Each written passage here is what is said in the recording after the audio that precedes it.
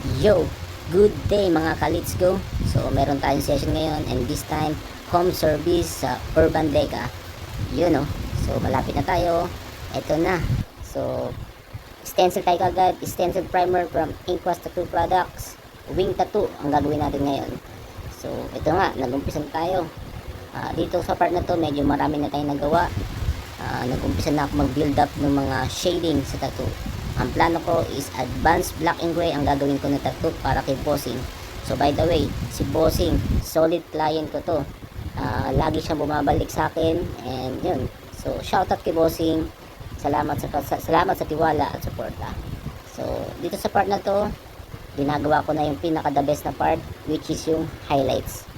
Highlights tayo para mabigyan buhay yung tattoo ni Bossing. Yun, no. Kitang-kita nyo ang pagka-solid ng white na nilalagay ko. So yun, punas-punas lang konti, malapit na tayo matapos. Okay, so this time bubble soap again from Inquest Tattoo Product. Solid na solid, mabilis, malinis yung tattoo mo.